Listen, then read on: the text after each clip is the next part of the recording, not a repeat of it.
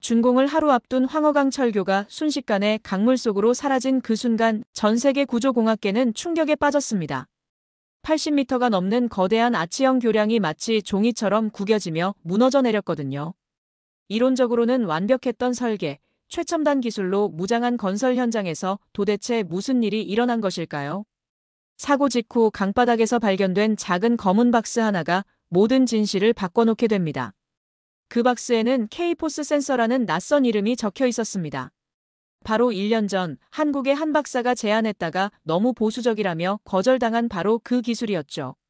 결국 12명의 생명이 오만의 대가가 되었고 이 사건은 진짜 기술이 무엇인지를 전 세계에 일깨워주는 계기가 됩니다. 그 전에 잠깐 1초만 투자해서 구독, 좋아요 버튼을 꾹 눌러주시면 영상 제작에 큰 힘이 됩니다. 지금 바로 시작하겠습니다. 저는 그날까지 한국 기술을 우습게 생각했습니다. 클레어 앨리슨이라는 이름으로 옥스퍼드에서 구조공학을 가르치며 세계 각지의 교량과 건물을 설계해왔죠. 런던의 템스강 다리부터 두바이의 마천루까지 제 손을 거친 구조물들이 세상 곳곳에 서 있었습니다. 그런 제가 중국 칭하이성 황허강 철교 프로젝트에 초빙되었을 때 마음 한켠엔 자신감이 가득했습니다. 세계에서 가장 긴 아치형 철교를 만드는 프로젝트였거든요. 완성되면 황허강을 가로지르는 최초의 복선 철교가 될 예정이었죠. 클레어 박사님, 내일 자정이면 완성됩니다. 현장 감독의 목소리가 무전기를 타고 흘러나왔어요. 황허를 잇는 최초의 복선 철교가 될 겁니다. 저는 태블릿 화면을 내려다보며 시공 데이터를 점검했습니다. 하중 분산 계산은 완벽했고 아치형 구조의 장력 배치도 이상이 없었어요. 수학적으로는 더할 나위 없이 완벽한 설계였습니다. 그런데 데이터 목록 중간에 줄이 그어진 항목 하나가 눈에 들어왔죠. K-모듈 센서 설치 계획이라는 글씨였습니다. 이건 왜 삭제됐나요? 저는 장웨이청 총책에게 물었습니다. 장웨이청은 중국 국영건설청의 기술 총책이었어요. 정치적 배경이 탄탄한 인물로 대형 프로젝트를 성공시키며 명성을 쌓아온 사람이었죠. 한국 쪽에서 제안한 센서인데 너무 보수적이라고 판단했습니다. 그의 대답은 단호했어요. 우리는 한국 애들처럼 겁먹지 않습니다.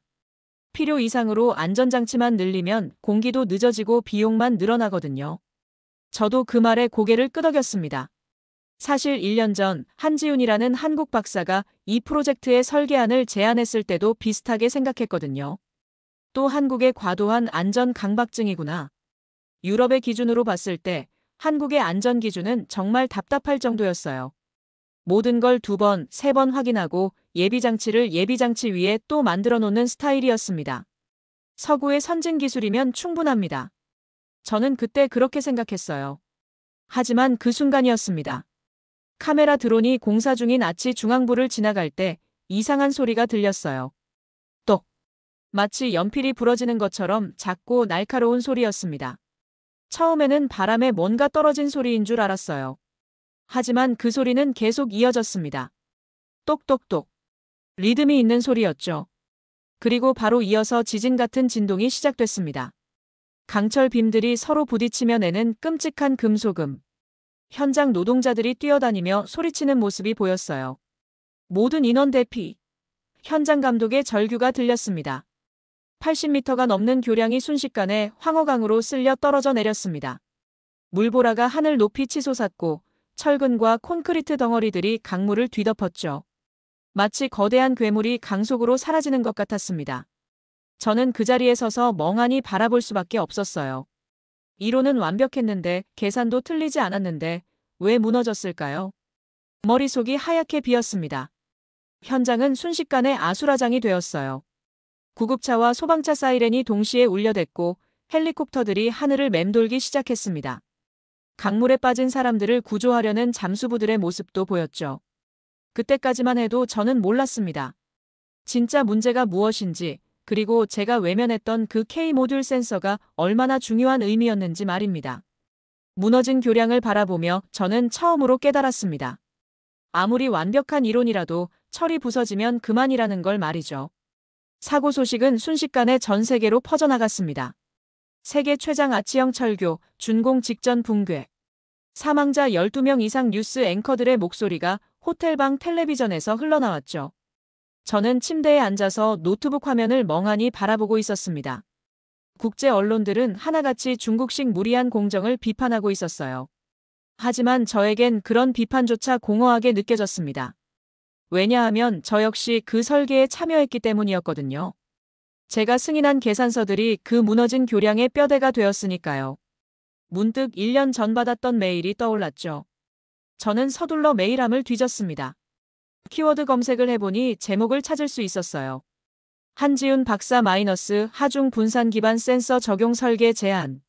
메일을 클릭하자 그때의 기억이 생생하게 되살아났습니다. 화상회의 화면 속 한지훈 박사의 진지한 표정이 떠올랐어요. 설계는 단순한 수학이 아니라 생존의 수단입니다. 한지훈 박사가 화상회의에서 했던 말이었죠. 중앙부 텐션을 분산시키지 않으면 계절에 따라 균열이 생깁니다. 특히 겨울철 온도 변화가 심한 지역에서는 더욱 위험하죠. 그때 저는 무심하게 대답했습니다. 그런 불필요한 장치는 너무 보수적입니다. 여긴 런던이 아니라고요. 중국의 기후 조건은 다르거든요. 한지훈 박사의 표정이 어두워지는 것을 화면 너머로 봤어요.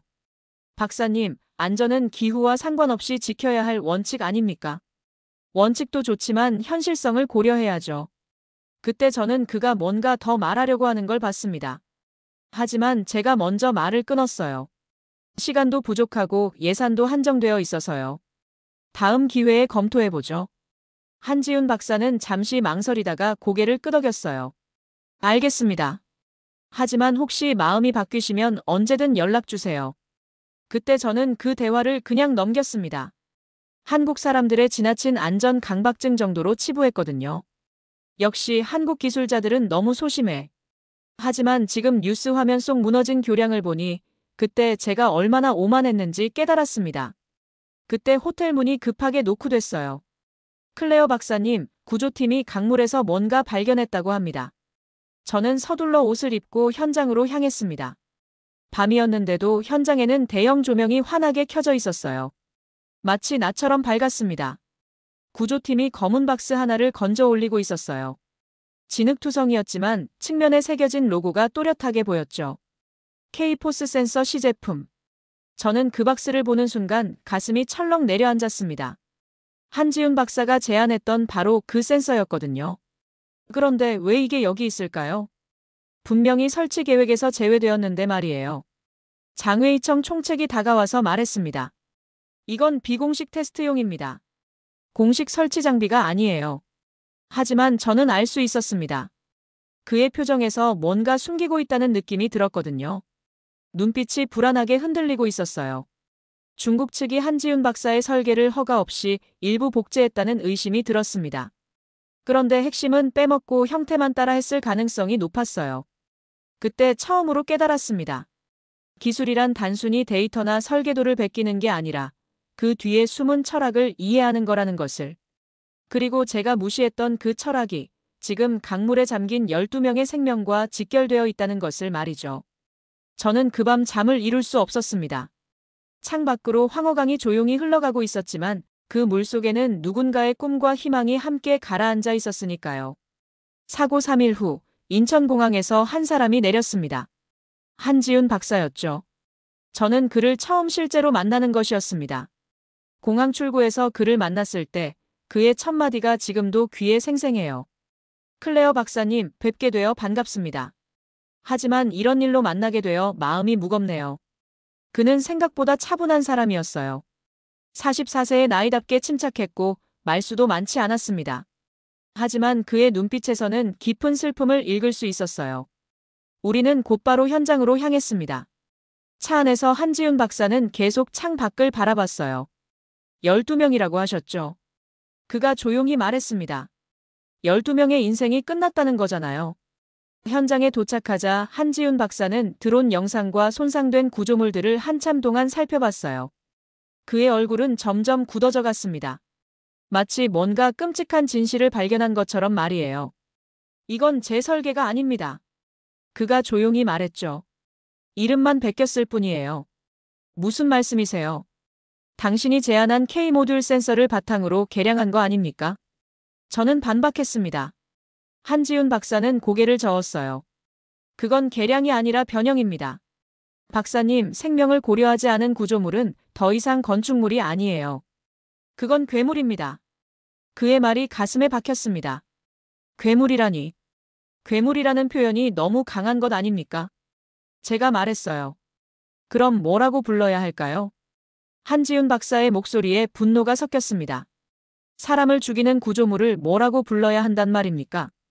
바로 그때 장외이청 총책이 비상대책회의를 소집했어요. 회의실 분위기는 험악했습니다. 중국 측 관계자들이 둘러앉아 서로 책임을 떠넘기고 있었거든요. 한국 기술이라는 것도 결국 형식적인 안전장치에 불과하지 않습니까? 장외이청이 말했죠. 우리가 충분히 검토하고 적용했는데도 이런 일이 일어났다는 건 애초에 그 기술 자체에 한계가 있다는 뜻입니다. 한지훈 박사가 조용히 말했어요. 검토하셨다고요? 제 설계서를 제대로 읽어보시기나 했나요? 당연히 읽어봤습니다. 하지만 너무 복잡하고 비현실적이더군요. 장외이청이 대답했습니다. 복잡한 게 아니라 신중한 겁니다. 한지훈 박사의 목소리가 높아졌어요. 생명이 걸린 일인데 어떻게 간단할 수 있습니까? 하지만 바로 그때였습니다. 회의실 문이 열리며 한 직원이 급하게 들어왔어요. 그의 손에는 USB 하나가 들려 있었습니다. 얼굴이 창백했어요. 총책님, 이걸 보셔야 합니다. 그가 떨리는 목소리로 말했습니다. USB를 컴퓨터에 연결하자 화면에 여러 파일들이 나타났어요. 삭제된 것으로 알려진 K포스 자료들이 고스란히 들어 있었습니다. 그리고 무엇보다 충격적이었던 건 장외이청의 서명이 찍힌 내부 지시서였어요. K포스 센서 비공식 도입 승인서라고 적혀 있었습니다. 날짜는 6개월 전이었어요. 장외이청의 얼굴이 하얗게 변했습니다. 이건 어디서 나온 거야? 한지훈 박사가 그 자료를 보더니 한숨을 깊게 쉬었습니다. 역시 그랬군요. 센서는 설치했지만 핵심 프로그램은 빼고 말이죠. 무슨 의미입니까? 제가 물었습니다. 제가 설계한 센서는 단순히 하중을 측정하는 게 아닙니다. 한지훈 박사가 설명했어요. 온도 변화, 바람의 방향, 심지어 집안의 미세한 움직임까지 종합적으로 분석해서 위험을 예측하는 시스템이에요. 그의 목소리에 안타까움이 묻어났습니다. 하지만 여기 설치된 건 그냥 무게만 재는 저울이었던 거죠. 마치 체온계에서 온도 표시 기능만 빼고 쓴 것과 같아요. 그때 다니엘 라이트 기자가 이 모든 대화를 녹음하고 있었습니다. 캐나다 출신의 그는 국제건설 전문 저널리스트였어요. 그는 나중에 이렇게 기사를 썼습니다. 사람이 죽었다. 그런데 구조 설계에선 철근보다 중요한 게 빠져 있었다. 바로 윤리였다. 저는 그 순간 깨달았습니다. 한국의 기술이란 단순한 데이터나 기계가 아니라 생명을 지키려는 철학에서 출발한다는 것을. 그리고 그 철학을 이해하지 못한 채 기술만 베끼려 했던 우리의 오만이 이 참사를 불렀다는 것을 말이죠. 수색 작업이 시작된 지 일주일째 되던 날이었습니다. 잠수부들이 강바닥 진흙 속에서 작은 검은 박스를 하나 더 발견했어요. 이번에는 더 깊은 곳에서 발견된 거였습니다. 저는 그 박스를 직접 받아들었습니다. 차가운 금속 표면에서 황허강의 차가운 물기가 느껴졌죠. 박스는 생각보다 무거웠어요. 내부에 정교한 장치들이 들어있다는 걸 느낄 수 있었습니다. 진흙을 조심스럽게 닦아내자 흐릿하지만 읽을 수 있는 글씨가 나타났습니다.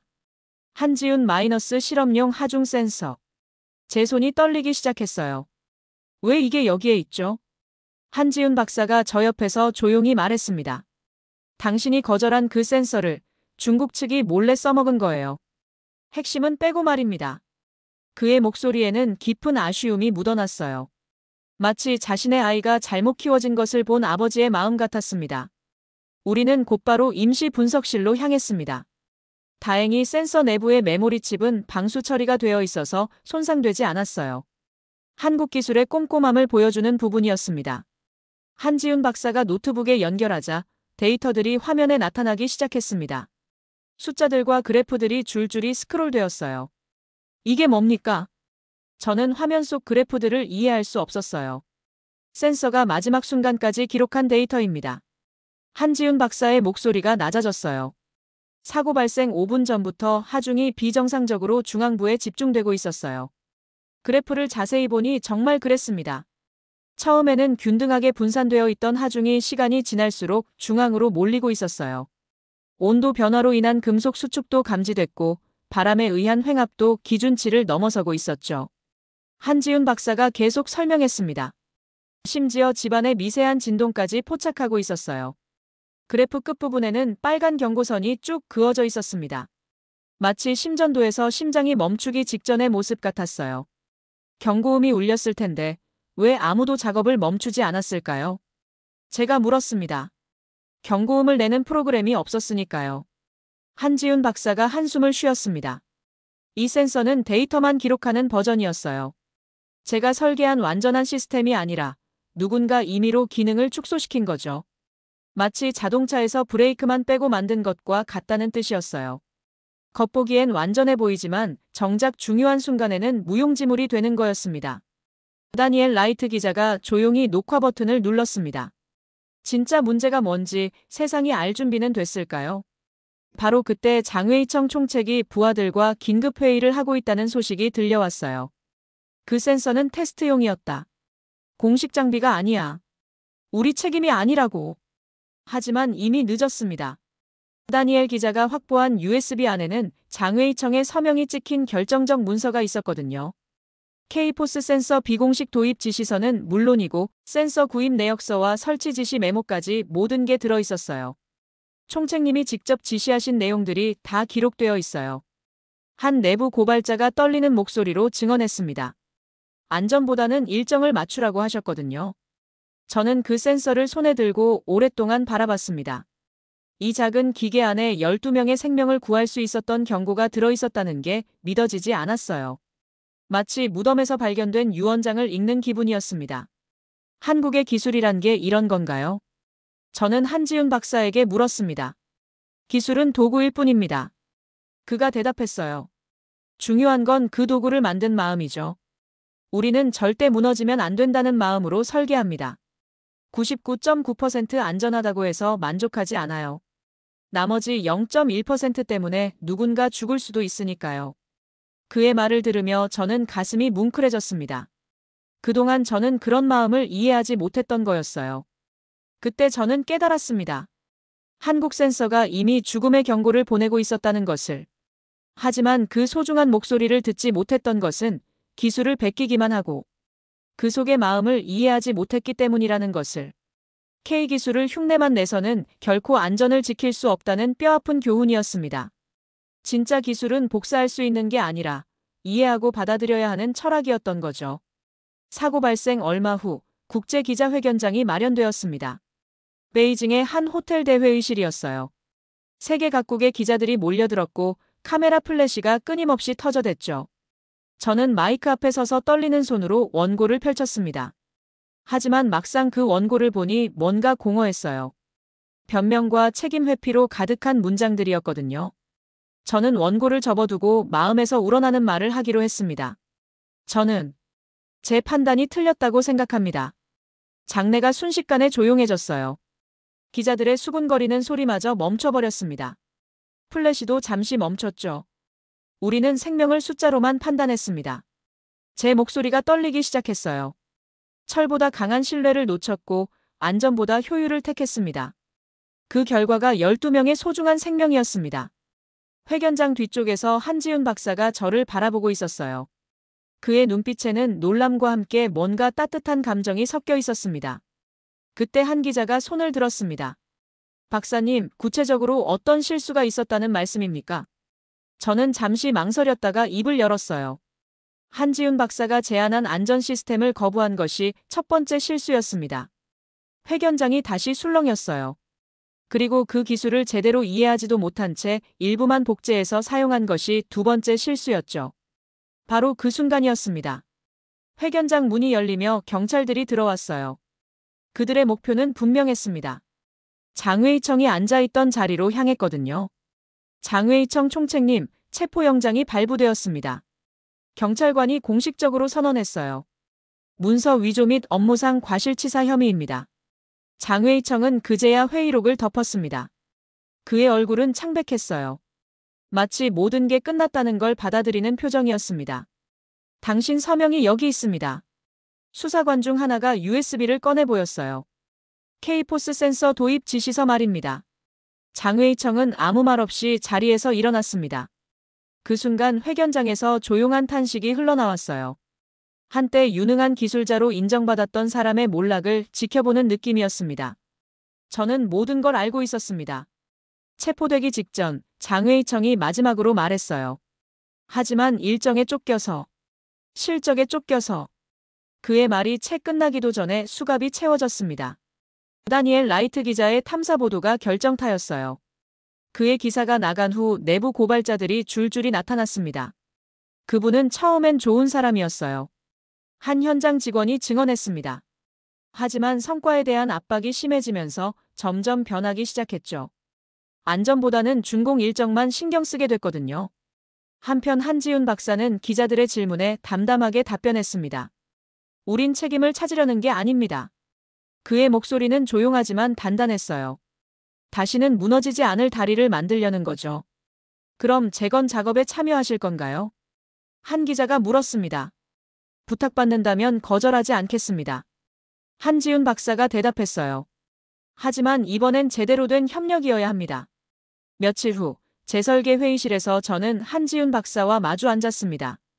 테이블 위에는 새로운 설계 도면들이 펼쳐져 있었어요. 서로의 눈빛을 오랫동안 바라봤습니다. 이번엔 저를 설득하려고 오셨나요? 한지훈 박사가 조심스럽게 물었습니다. 아니요.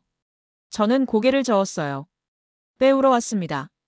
그때 처음으로 한지훈 박사의 얼굴에 미소가 떠올랐습니다. 진심 어린 미소였어요. 그럼 처음부터 다시 시작해볼까요? 그가 말했습니다.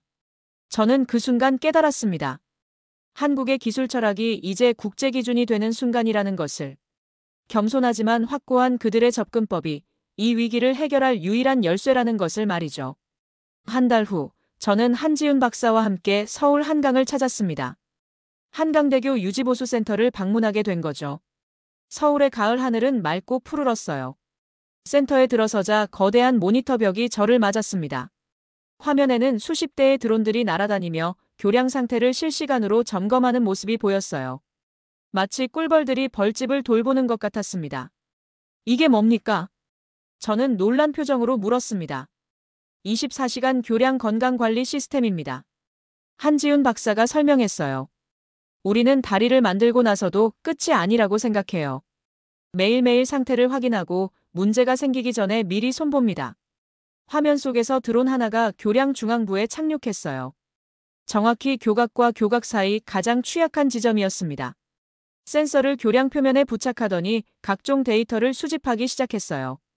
온도, 습도, 진동, 하중 변화까지 모든 걸 측정합니다. 기술자가 자세히 설명했죠. 조금이라도 이상하면 즉시 알림이 와요. 그럼 바로 점검팀이 출동하고요. 모니터에는 실시간으로 데이터들이 업데이트되고 있었어요. 교량의 각 부분별로 색깔이 다르게 표시되어 있었습니다. 초록색은 안전, 노란색은 주의, 빨간색은 위험을 뜻했어요. 지금까지 빨간색이 뜬 적이 있나요? 제가 물었습니다. 2번 있었어요. 기술자가 대답했습니다. 한 번은 태풍 때문이었고 한 번은 대형 트럭이 과적으로 지나갈 때였죠. 다행히 미리 감지해서 통제할 수 있었어요. 저는 감탄했습니다. 이건 설계 이후의 안전까지 책임지는 시스템이군요. 맞습니다. 한지훈 박사가 고개를 끄덕였어요. 우린 설계도보다 유지를 더 중요하게 생각해요. 아무리 좋은 다리라도 관리하지 않으면 언젠가는 무너지니까요. 회의실로 자리를 옮겨 저는 화이트보드에 설계를 그리기 시작했습니다. 이번에는 달랐어요. 단순한 구조 계산이 아니라 사람의 생명을 최우선으로 하는 설계였습니다. 센서 배치도를 그리고 경고 시스템을 표시하고 비상 대피 계획까지 포함시켰어요. 당신 말이 맞았어요. 저는 펜을 멈추고 말했습니다. 철은 이론으로는 완벽해도 현실에서는 언제든 부서질 수 있어요. 그래서 더욱 신중해야 하는 거군요. 그때 황허강 재건 현장의 소식이 들려왔어요. 한국 업체와 국제팀이 함께 새로운 철교를 만들고 있었습니다. 이번에는 완전히 달랐어요. K포스 센서 시스템이 교량 곳곳에 설치되고 하중 분산 경보 장치도 갖춰졌습니다. 인공지능 예측 프로그램까지 탑재해서 위험을 미리 감지할 수 있게 했죠. 이제야 진짜 안전한 다리가 만들어지는군요.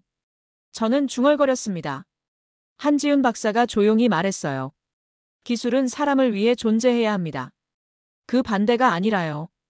그 말을 들으며 저는 문득 궁금해졌어요. 한국에서는 언제부터 이렇게 안전을 중시하게 됐나요? 아픈 경험들이 많았거든요. 한지훈 박사가 잠시 침묵하더니 말했습니다. 성수대교 붕괴, 삼풍백화점 붕괴. 그런 일들을 겪으면서 배운 거예요. 기술은 화려함이 아니라 신뢰성이 생명이라는 걸. 그 순간 저는 깨달았습니다.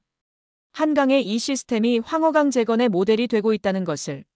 메이드 인 코리아가 아닌 엔지니어드 바이 코리아의 진정한 의미를 말이죠. 기술에는 그 나라의 철학이 담겨 있다는 것을. 한국 기술의 신중함 뒤에는 생명을 소중히 여기는 마음이 있었던 거였습니다. 6개월 후 황허강의 새로운 철교가 완성되었습니다. 준공식 날 강가에는 많은 사람들이 모였어요.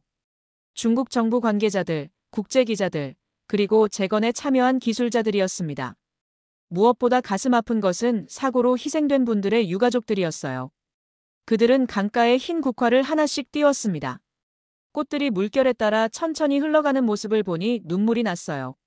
아버지, 이제 안전한 다리가 생겼어요. 한 어린아이가 강물을 바라보며 중얼거렸습니다. 저는 단상에 올랐습니다. 준비한 원고는 접어두고 마음에서 우러나는 말을 했어요. 우린 이 다리를 철로만 만들지 않았습니다. 제 목소리가 강가에 울려 퍼졌습니다. 이 다리는 우리가 배운 교훈으로, 우리가 지켜야 할 이름들로 만든 구조물입니다. 새로 완성된 교량은 이전과 완전히 달랐어요. 겉보기에는 비슷해 보였지만 속은 완전히 다른 철교였습니다. 곳곳에 설치된 센서들이 실시간으로 상태를 점검했고 중앙 관제실에서는 24시간 모니터링이 이루어지고 있었어요. 교량 입구에는 하중 제한 표시판이 명확하게 설치되어 있었습니다. 이제 정말 무너지지 않을 다리인가요? 한 유족이 저에게 물었습니다. 100%라고 장담할 수는 없어요. 저는 정직하게 대답했습니다. 하지만 우린 최선을 다했습니다. 그리고 앞으로도 계속 지켜볼 거예요. 다니엘 라이트 기자가 마지막 기사를 쓰고 있었어요. 이번 재건은 단지 무너진 철을 잇는 작업이 아니었다. 그의 펜 끝에서 진실이 흘러나왔습니다. 한 국가가 외면당한 설계를 통해 또 하나의 진실을 증명했다. 기술은 윤리 위에서만 완성된다. 준공식이 끝나고 저는 한지훈 박사와 함께 새 다리 위를 걸었습니다. 발밑으로 황허강이 유유히 흘러가고 있었어요. 다리 중앙에서 우리는 잠시 멈춰 섰습니다. 이 다리가 100년 후에도 서 있을까요? 제가 물었습니다. 글쎄요. 한지훈 박사가 난간을 만지며 말했습니다. 하지만 설사 무너진다 해도 미리 알 수 있을 거예요. 그래서 아무도 다치지 않도록 할 수 있고요. 바람이 강을 건너오며 우리의 머리카락을 흩날렸어요. 저는 그때 느꼈습니다. 이 다리가 단순한 교통수단이 아니라 두 나라 기술자들의 신뢰로 만들어진 약속이라는 것을. 그때 저는 깨달았습니다. 한국 기술자들이 외면받았던 그 순간조차 다리의 밑거름이 되었다는 것을. 그들의 겸손하지만 확고한 철학이 이제 국제표준이 되었다는 것을 말이죠. 무너진 다리에서 시작된 비극이 이제 새로운 희망의 상징이 되었습니다. 1년이 흘렀습니다. 저는 다시 옥스퍼드 강연장에 서 있었어요. 하지만 이번엔 완전히 다른 이야기를 하고 있었습니다. 제가 처음 한국 기술을 봤을 때 그건 너무 느려 보였습니다. 학생들이 조용히 제 말에 귀를 기울였어요. 하지만 그 느림에는 이유가 있었습니다. 사람을 지키기 위해서는 시간이 걸린다는 것을 저는 배웠습니다. 강연장 뒤쪽에서 한 동양계 학생이 손을 들었어요. 교수님, 그럼 경쟁력은 어떻게 해야 합니까? 진짜 경쟁력이란 무엇일까요? 저는 되물었어요. 빨리 만들어서 무너뜨리는 것과 천천히 만들어서 영원히 지키는 것 중에서 말이에요. 강연이 끝나고 한 학생이 질문했습니다. 박사님, 그럼 효율성은 어떻게 해야 합니까? 그 학생은 고개를 끄덕이며 메모했습니다. 결국 사람이 우선이라는 뜻이군요. 맞습니다. 저는 미소를 지었어요. 기술은 사람을 위해 존재해야 합니다. 한편 한국에서는 한지훈 박사가 희생자 유가족들에게 편지를 낭독하고 있었어요. 매년 이맘때면 그는 황허강을 찾아 추모 행사를 가졌습니다. 당신들이 겪은 고통은 다시는 반복되지 않도록 기억될 것입니다. 그의 목소리는 떨리고 있었지만 약속만큼은 확실했습니다. 황허강 위에 세 다리는 여전히 굳건히 서 있었어요. 매일 수만 명의 사람들이 안전하게 건너다니고 있었습니다. 교량 관제실에서는 한국에서 파견된 기술자들이 24시간 모니터링을 계속하고 있었죠. 다니엘 라이트 기자는 1주년 기념 기사에서 이렇게 썼습니다. 무너진 철은 다시 세워졌다. 하지만 그 속에는 숫자가 아니라 이름이 새겨져 있었다. 그 이름은 윤리였고 겸손이었고 한국이었다. 저는 지금도 그 다리 위에 선 기분입니다. 발밑으로 흐르는 강물처럼 한국의 기술 철학이 전 세계로 퍼져나가고 있다는 것을 느끼면서 말이죠. 지금 유럽연합에서는 한국식 안전기준을 도입하는 방안을 검토하고 있어요. 미국에서도 K-포스 센서 시스템을 표준으로 채택하려는 움직임이 있습니다. 그들은 끝까지 자랑하지 않았습니다. 대신 책임을 말했고 약속을 지켰습니다. 그것이 바로 진정한 기술의 힘이었습니다. 어제 한지훈 박사로부터 편지를 받았어요. 클레어 박사님, 덕분에 좋은 경험을 했습니다. 앞으로도 함께 안전한 세상을 만들어가요. 무너진 철교에서 시작된 이야기는 이렇게 새로운 약속으로 이어졌습니다. 한국이라는 이름으로 새겨진 약속으로 말이죠. 그리고 저는 이제 알고 있습니다. 진정한 기술이란 화려한 스펙이 아니라 조용하지만 확실한 신뢰라는 것을. 그 신뢰 위에서만 진짜 미래가 세워진다는 것을 말입니다.